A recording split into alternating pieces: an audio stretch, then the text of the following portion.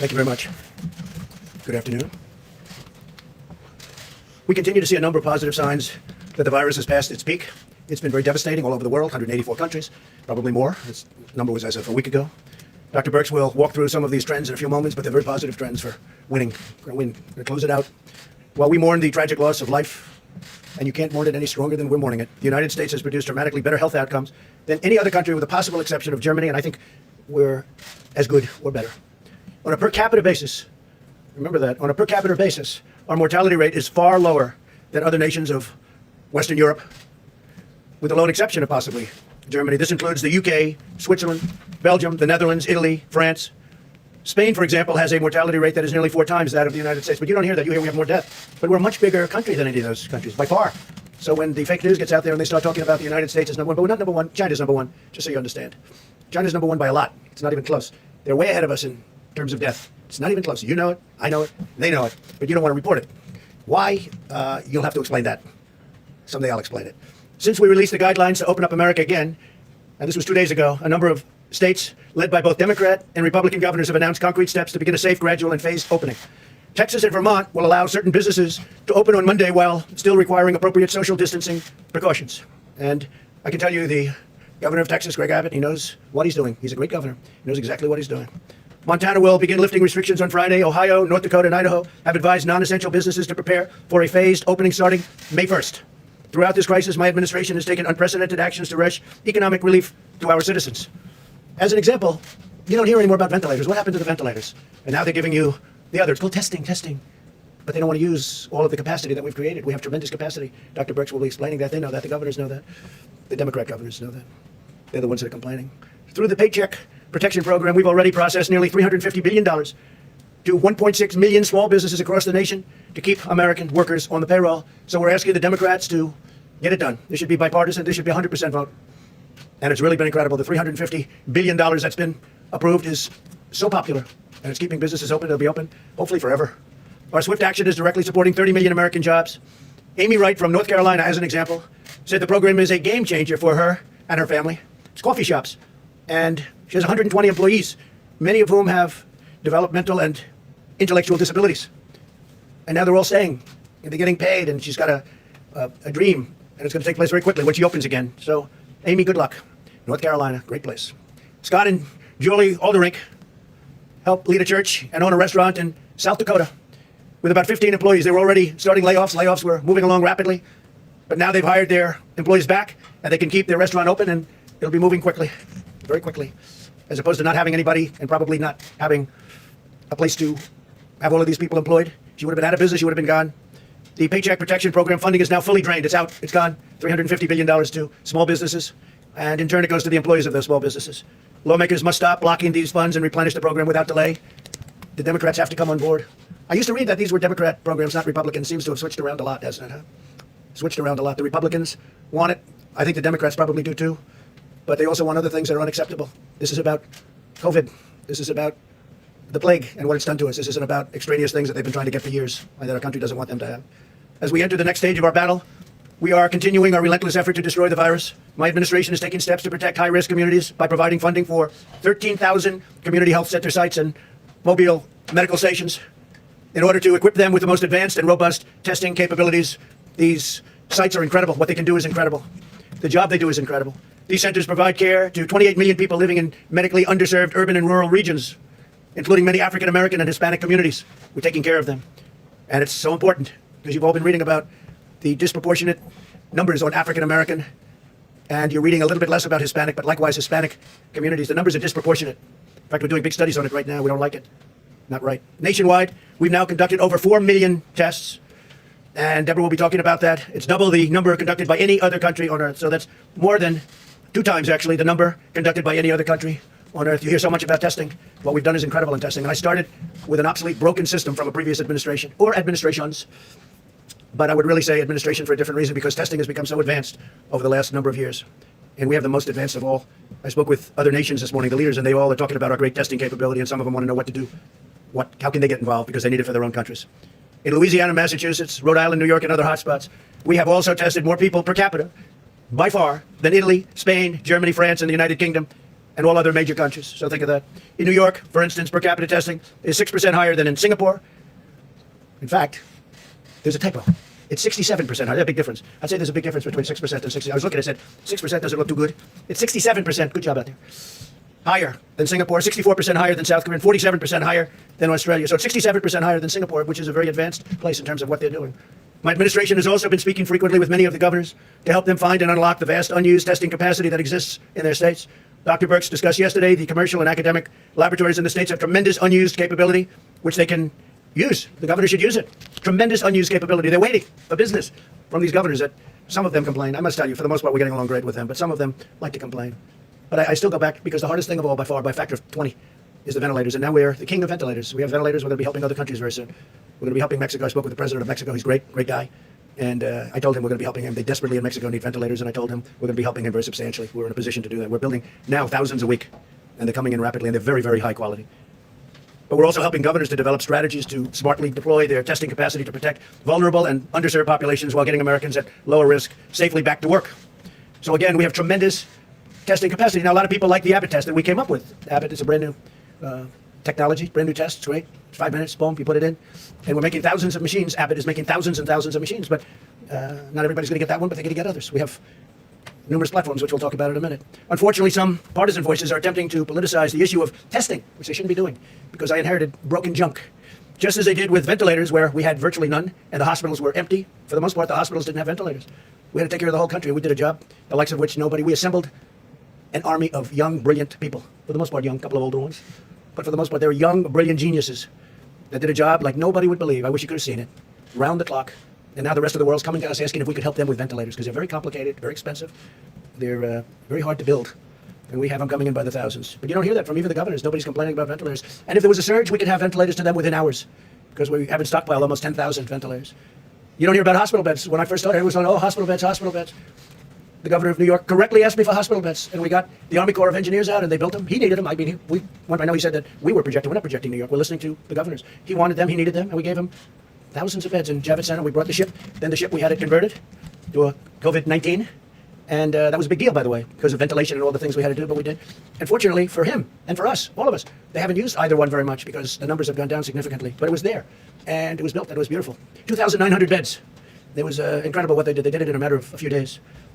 But unfortunately, and it was very good, the relationship was very good, and I'm frankly glad they don't need them, but they were there. Louisiana, the same thing. I think the governor, Democrat, good guy, and he will, I think, tell you a story that we had more than enough, and I said, well, we're supposed to build one more. I told him, I said, you know, if we don't have to build this hospital, it was an additional anywhere from 500 to 1,000 beds. If you don't need it, would it be possible that we don't build it? We'd like to build it someplace else, or not build it at all and save money, which is okay for government too. Use it someplace else.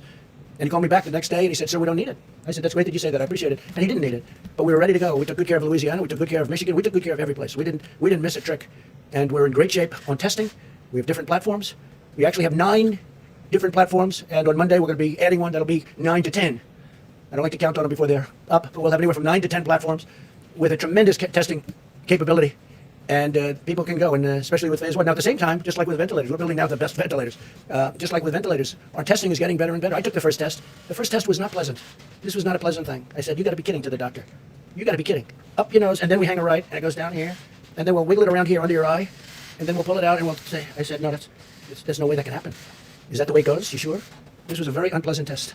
And then I was tested a few weeks later with the new test that just came out, the Abbott, where they just touch your nose, basically, and they put it in a machine, and literally a few minutes later, they tell you if you're fine. And I was lucky in both cases, because I've seen the damage that this does to people. But we have great tests. They've really gotten better and better and better as we go along. But we have a tremendous lab capability, laboratory capability all over the country. And for some reason, the governors, they're not, a lot of them are, but some of the governors like to complain and they're not using it. We have tremendous capability. We're ready for that.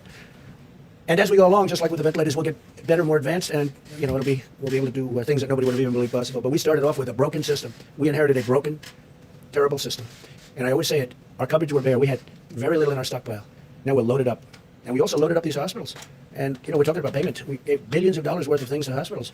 And we'll have to work that out at some point. In fact, I guess they're going to be working that out with Congress. But we loaded up hospitals. The federal government loaded up hospitals with things to take care of people that are very desperately ill. We weren't worried about payment at that time. We said, you'll take care of it at the right time. But we gave billions and billions and billions of dollars worth of medical goods and medicines and equipment to hospitals. And we'll work it out with them. But people don't like to talk about that. So we have done a job that nobody believed. This was a military and private enterprises march. We marched. And unfortunately, with the other side, because they're viewing it as an election. How did President Trump do? Oh, he did terribly. Let's see. He did, yeah, he did terribly. Oh, but we just got them the ventilators that they didn't have that they should have had. We just got them hospital beds by the thousands. We just got them testing that they don't even know how to use. In some cases, they have machines that they're only using 5% and 10% of the machine because they have an advanced machine and they don't know how to use it. It can do much more. So we've had people explain how to use it. So I don't know. I don't think I do that on the other side. I really don't. I think that here we have a crisis that we have to work together, and I hope we're going to work together. But we're moving along, and we're moving along well. We're moving along well. This should not be a partisan witch hunt, like the Russia witch hunt that turned out to be a total phony deal. Unfortunately, some of these voices, though, are attempting to bring this into politics. And whether it's testing or ventilators or hospital beds or other dimensions of our sweeping public health response, we have had a sweeping response. And speaking to the leaders of other countries this morning, they said, "This is incredible the way you've done this so quickly." We're only talking about a few weeks since everybody knew this was such a big problem. And the rest of the world is watching, and they respect what we've done, because I don't think anybody else, I know nobody else could have done what we've done. And we started with garbage. As our expert said yesterday, America's testing capability and capacity is fully sufficient to begin opening up the country totally. Indeed, our system is by far the most robust and advanced anywhere in the world by far. The rest of the world will tell you that. I spoke this morning to a friend of mine, President Moon of South Korea. He just won the election. He won it by a lot. He had a big victory, which I was happy about. And he was saying what a great job we've done in this country. I told him the same thing. He said, what a great job we've done here in this country. So I appreciated that. He had a great, by the way, he had a great victory, and we're very happy about that from the standpoint of our country, working very well with them. South Korea. As we approach, and the approach that we use, but as we approach, hopefully, the downward side of what's going on, I think you're going to see some incredible hard facts and evidence that what we did was right. There's a lot of talk about herd, the word herd. I don't want to show you charts of people that went a different way, but it's scary. It's scary. We would have had, I think, millions of people die had we done it a different way. And I think numbers are just coming out where they're estimating 60,000 people will die. That's horrible. I would say one person is too much, especially in this case, when it could have been stopped in China. Could have been stopped in China before it started. And it wasn't. And the whole world is suffering because of it. But this herd concept, and everybody had to think of it at the beginning, because look at us. We're the greatest economy in the history of the world. Better than China, better than any country in the world, better than any country's ever had. We have the highest stock market in history by far. And I'm honored by the fact that it has started to go up very substantially. That's because the market is smart. The market is actually brilliant. I've seen it. And they're viewing it like we've done a good job. They view it that way. Because if you would have told me that we're at 24,000 or beyond, and the highest we were ever was, we never hit 30. We were getting close to 30. So let's say around 29,000, we're at 24. We were heading down. I would start to say, oh, wow, we may be heading into territory where I started. I didn't like that. Now we're way up. But if you would have said to me, with what we've gone through, not caused by our country or our people or not caused by certainly anybody within our country, but if you would have said that after going through this horrible plague, that we'd have a stock market that's much, much higher than when I started, much higher than where I started. And I think it's, I think we have tremendous momentum. We have a big election coming up, but I think we have tremendous momentum. First, we get rid of the plague. And because of what we're doing with the PPP, what we're doing with the paycheck, as we call it, I think we have a chance to have these companies get back to action quickly. But our approach to testing is based on facts, data, and very hard evidence, not partisan agendas or coordinated political talking points. Mike Pence, who's a phenomenal guy, is making the commencement address right now at the Air Force Academy, where they're being very politically correct. Everyone's sitting not 6 feet, but 10 feet apart. Okay? And it's very different. I made that speech last year. I'm going to West Point. I think they're changing the date to June 13th because of what's going on in New York.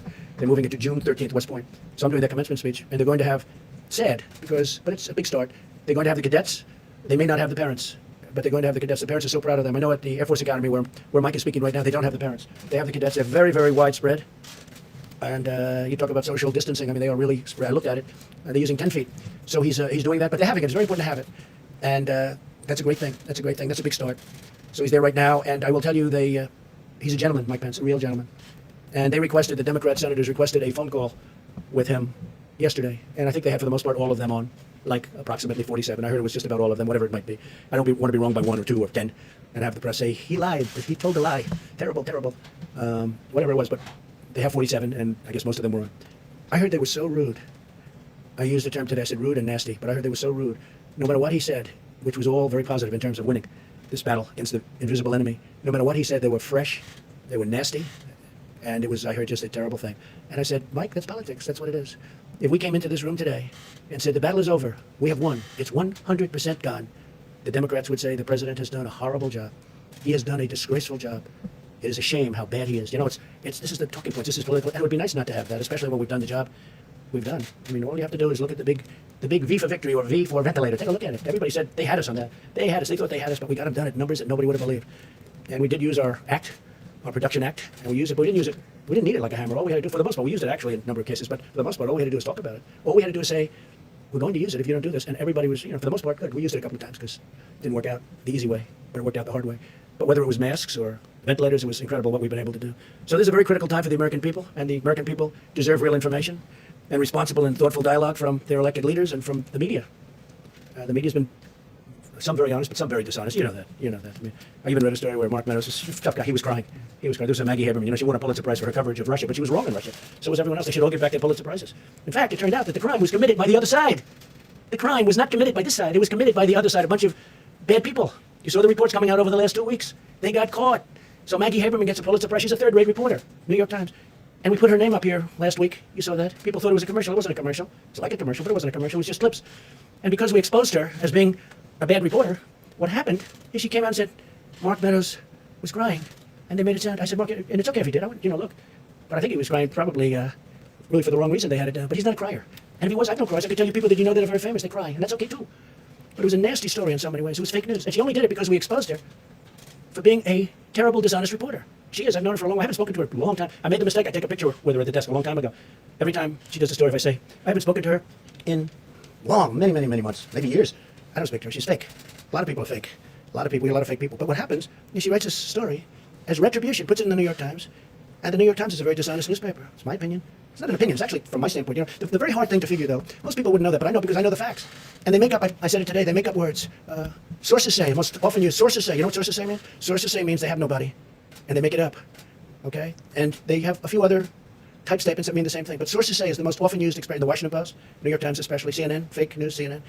They should really be mandated, and I mean mandated, to use a name.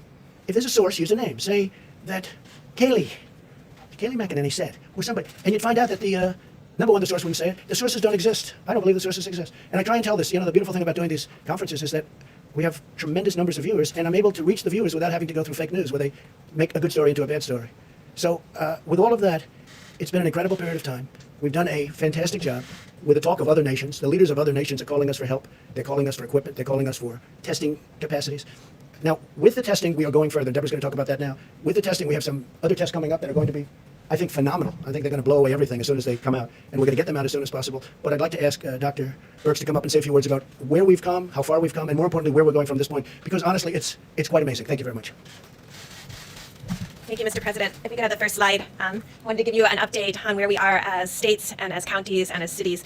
I know you all are watching carefully. The numbers have shifted over the last few days. What happens when when states change the reporting from confirmed to probable, so now all probable cases are included, they had to add them back in.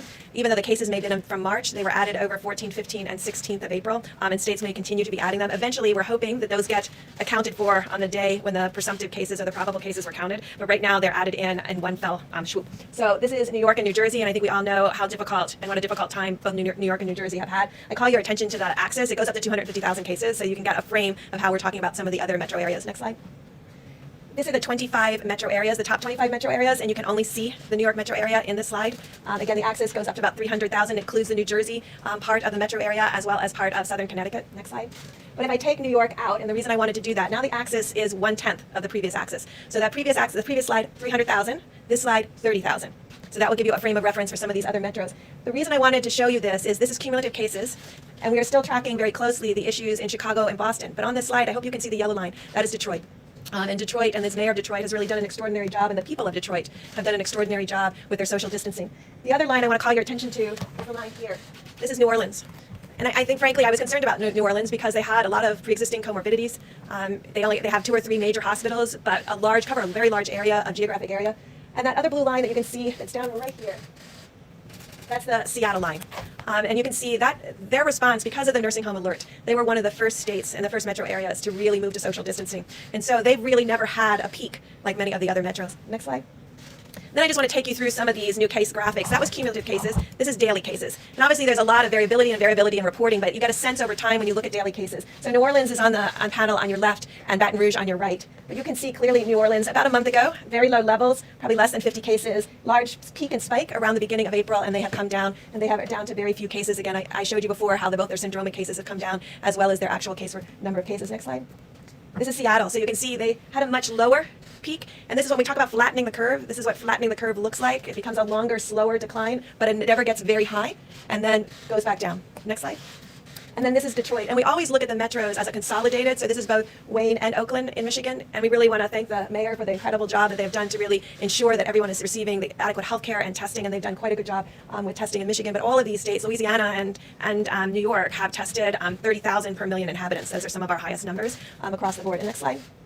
And so the president talked about the case fatality rates, and we've lost a lot of Americans to this disease, and we pray and hope for each one of them that are in the hospitals and the excellent care. What this graph illustrates is the amazing work of the American people to really adhere to social distancing. This was nothing we had ever attempted to do as a nation, and the world hadn't attempted to do. But they were able to decrease the number of cases so that in general, most of the metro areas never had an issue of complete crisis care of all of their hospitals in the region. And so you can see our case fatality rate is about half to a third of many of the other countries. Does anybody really believe this number? Does anybody really believe this number? I put China on there so you could see how basically unrealistic this could be. When highly developed healthcare delivery systems of the United Kingdom and France and Belgium and Italy and Spain with extraordinary doctors and nurses and equipment have case fatality rates in the 20s up to 45, and Belgium is extraordinarily competent healthcare delivery system, and then China at 0.33. You realize that these numbers, and this includes the doubled number out of Wuhan. And so I want really to put it in perspective, but I wanted you also to see how great the care has been for every American that has been hospitalized, and the extraordinary work of our doctors and nurses and our laboratorians on the front line who have been doing an excellent job. Next slide. And then we also wanted to show. Also, the number for Iran.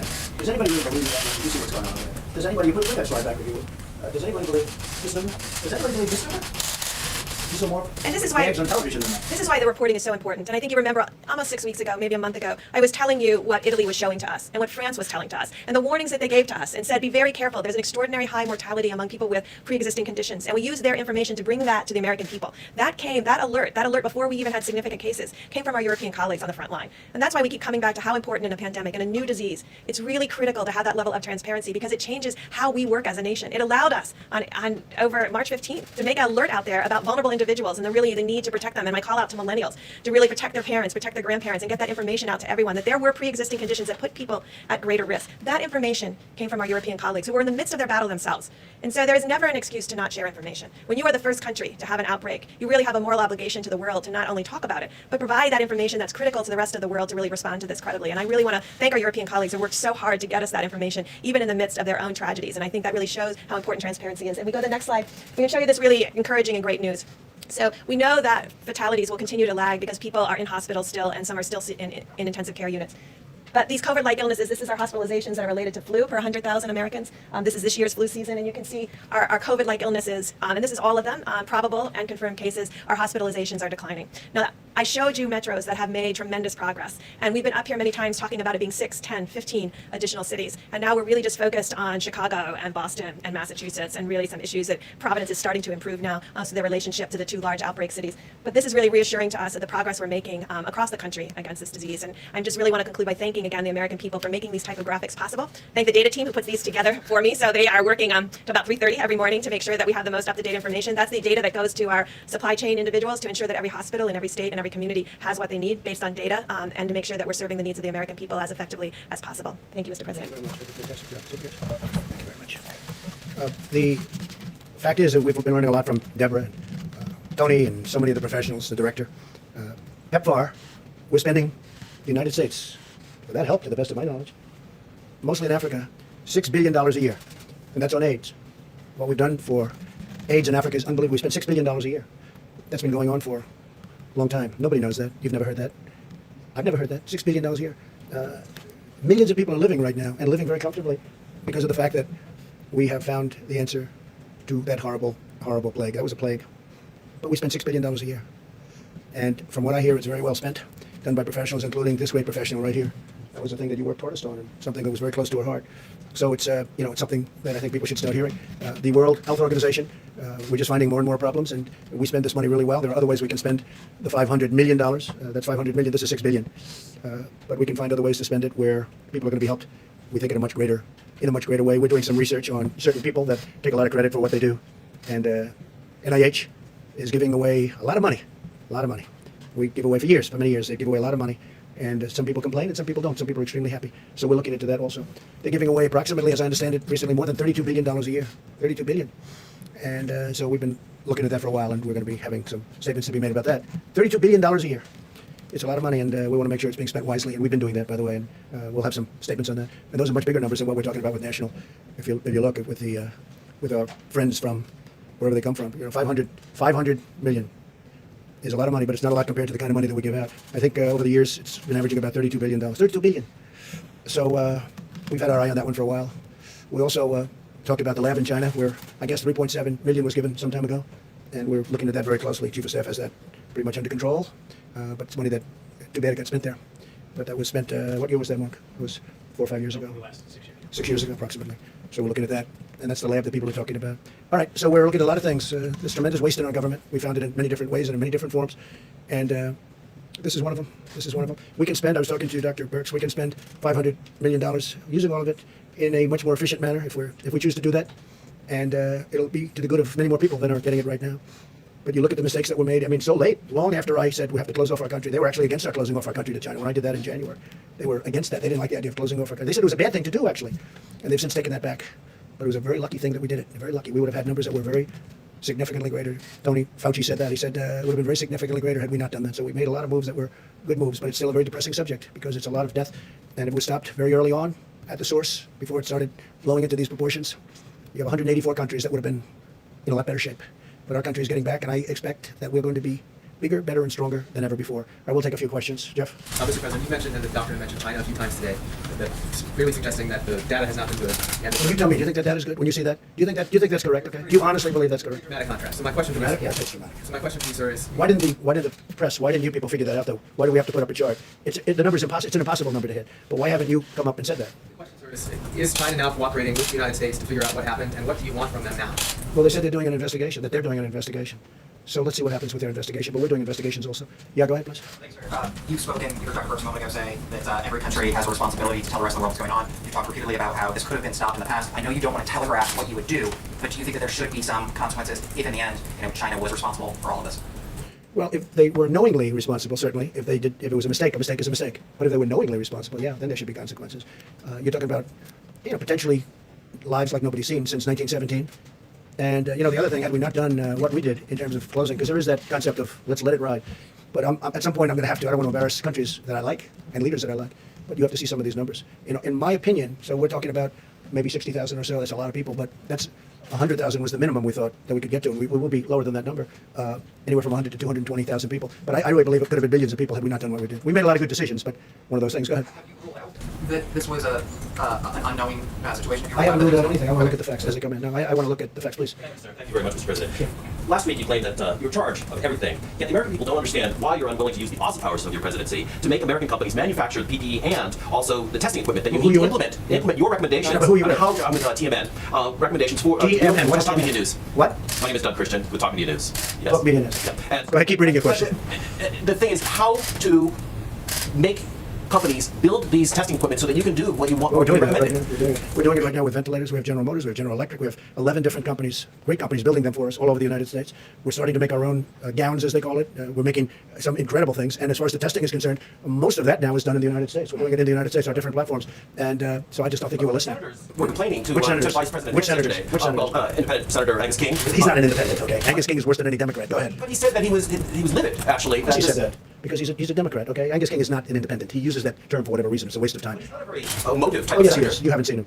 Okay, you haven't seen him. No. Angus King is a Democrat, and that was totally staged. I heard that. And it was totally staged. Just like you read the question, he read his question. Yeah, please, Levesque. Mr. President, I want to ask you about one of your retweets. Which one? The one you retweeted from Paul Sperry. Let's see if authorities enforce the social distancing orders for monitoring Ramadan like they did churches during Easter. I'm wondering. No, I would like to see that. And, I just spoke with leaders and people that love mosques. They love mosques.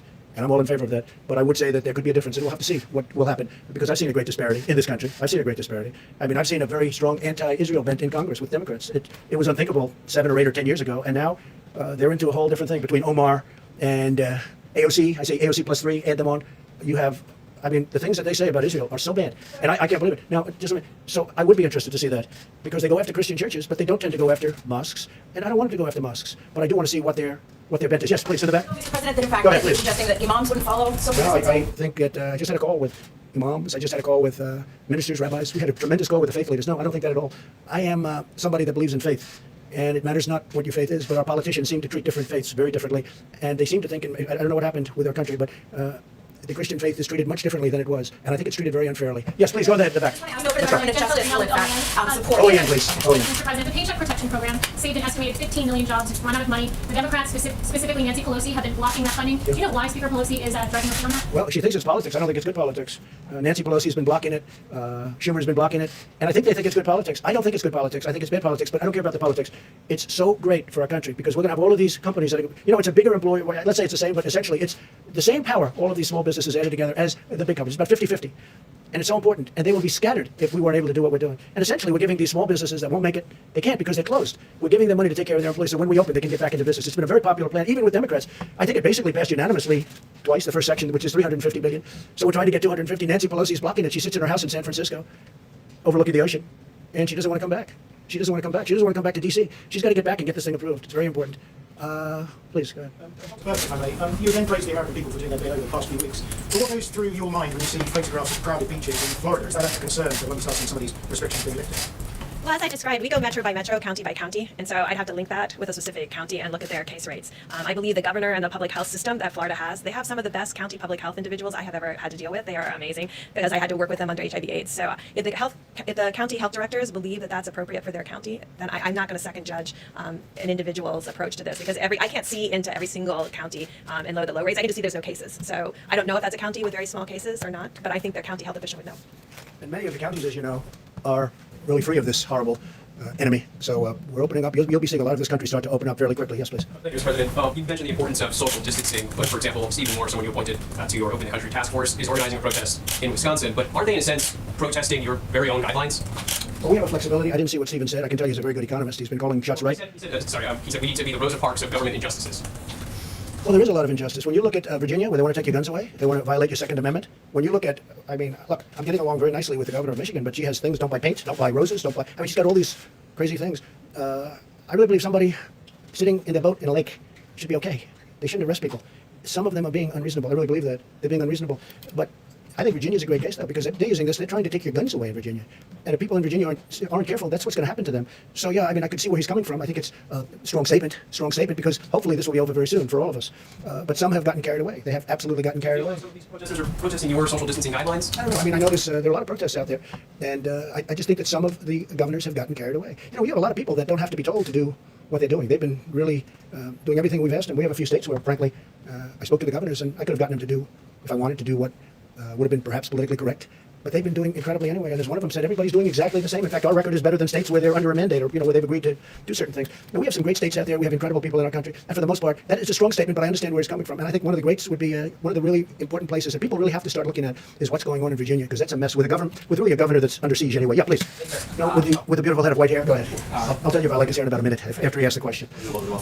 On that point, though, does the tweeting about, in the case of Virginia, linking the Second Amendment to some of these issues about lifting some of these restrictions in these states, not potentially pose a concern for the governors and civil unrest and potentially in other cases? I have a second question. Well, I think just for that question, I think that's an easy one. That's not even politics. We're entitled to a Second Amendment, and he's trying to take the Second Amendment, meaning that state is trying to take the Democrats in that state. The Republicans are fighting it. They're trying to take that Second Amendment that Second Amendment right away. To me, that's liberty. That's when I say liberate Virginia, I would say liberate Virginia when that kind of thing happens. And when does it all stop? So I think it's a very good analogy. Go ahead. Is this the right time to kind of bring in a Second Amendment issue? I think when they talk about taking your guns away, and if you notice, at the beginning of this pandemic, there were more guns sold, I think, than at almost any time in history. So it's obviously a big issue. And then you have them working and signing documents trying to take your Second Amendment away, essentially. So I do think it's an appropriate time to bring it up. Go ahead, second. This past week, you had a kind of extraordinary slew of events from adversaries, North Korea, Russia, China, and Iran, all pushing back on U.S. policy or toying with U.S. military forces. What's your message to some of these countries who may be trying to take advantage? I don't see it. No, I don't see it. We had a very good relationship with Russia. We worked on the oil deal together. I was with, by telephone, the King of Saudi Arabia and the President of Russia, Vladimir Putin. We worked out a deal on oil. That was a very important deal to them and to us and to Saudi Arabia. It was in a deadlock. You covered it very well. Actually, the Wall Street Journal covered that very well. I worked with Putin and with the King on that. And President Putin was a total gentleman, and it was very important to get that done. And the King was great. And we actually had to bring in Mexico because Mexico was a lone holdout, and they showed great flexibility. You know the story. No, I think we're doing fine. And yeah, sure, it's North Korea. I see they're testing short-range missiles, and been doing it a long time.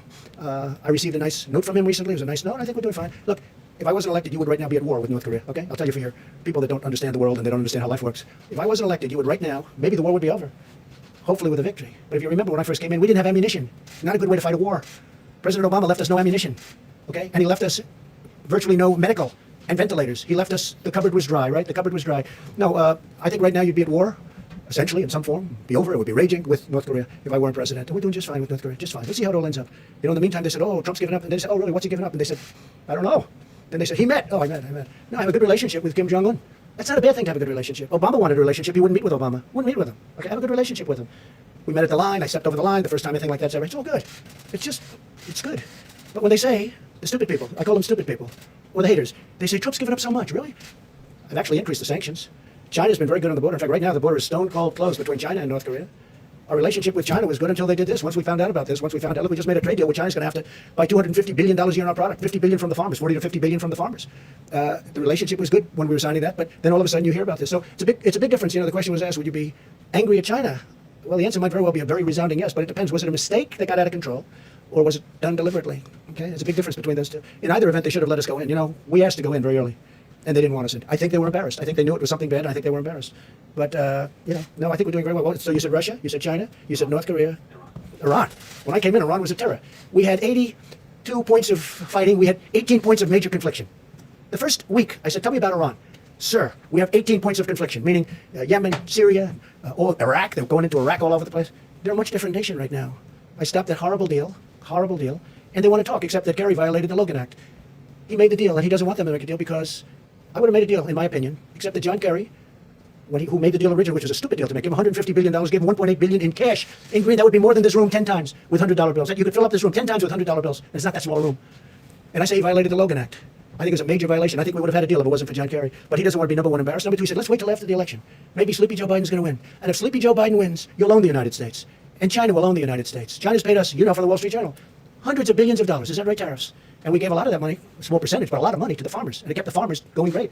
Right? But hundreds, we're getting tens of billions of dollars in tariffs. And by the way, for those of you that say, oh, we're paying, China devalued their currency in order to pay these. We didn't pay. China paid. They don't like to write that. They also added money into their system. So they paid for that. No, I think you have numerous countries waiting to see whether or not Sleepy Joe wins, because if Sleepy Joe won, they own our country. They will take our country. You know, we had, go back 2 months, we had by far, and China was supposed to catch us. You know better than anybody, Wall Street Journal. For years I've heard, by 2019, China will catch us. There's only one problem. Trump got elected in 2016. That was a big difference. And we were going leaps and bounds above China. And before the problem with the plague, right? China was having the worst year they've had in 67 years. That was before the plague. Now they're getting really hurt, and so is everybody getting hurt. I don't want them to get hurt, but they're all getting hurt. Everybody's getting hurt. It's a horrible thing that's happened. But we had the greatest economy in the world by far. China isn't even close. Go back 2 months. And we're going to keep it that way. But when you mention Iran, Iran is a much different country than it was. When I first came in, Iran was going to take over the entire Middle East. Right now, they just want to survive. They're having protests every week. They're loaded up with the plague, which I don't want. I've offered to help them if they want. If they need ventilators, which they do, I would send them ventilators. We have thousands of excess ventilators coming in. And here, we have a stockpile of ventilators. And we're starting to send them so that hospitals can fill up their stockpile, which they should have. New York had a chance to get 16,000 ventilators, and they chose not to do it, and I understand that. It's a hard decision for a thing that may or may not happen. I fully understand that. I'm not even complaining about that. I'm only saying this. Iran was a terror when I came into office. Right now, they don't want to mess around with us. They don't want to mess around with us. Two things. North Korea, same sanctions we've always had, except more. We haven't given anything. I think you'll hopefully take that back to the Wall Street Journal because they really don't understand it. They really don't. And with Iran, I mean, that's a different country right now. And they want to make a deal. The only reason they don't, they're being shamed in because the guy that gave them the sweetheart didn't want to met with them many times. He should have never met with them. And in my opinion, he's telling them, don't wait, maybe Trump will lose. And then you can negotiate with a patsy, with a weak guy, and you'll take over between you and Russia. Nobody's been tougher on Putin. He knows it better than anybody. Nobody's been tougher on Putin than me. Look at the sanctions. Look at what I did with their pipeline going into Europe. Nobody even knew about it. I exposed it. Now everybody talks about it. I think it's a terrible thing for Germany to do. But at the same time, I have a very good relationship with Putin, and I was able to make a deal with Russia and Saudi Arabia and OPEC Plus. They call it OPEC Plus. That's going to save us, Texas, North Dakota, Oklahoma, other states, energy states. Going to save us hundreds of thousands of jobs. And in fact, your paper wrote an incredible editorial for a change that Trump made a great deal for our country. That was a nice thing. I was shocked to see it coming out of the Wall Street Journal. Thank you all very much. We'll see you tomorrow. Thank you.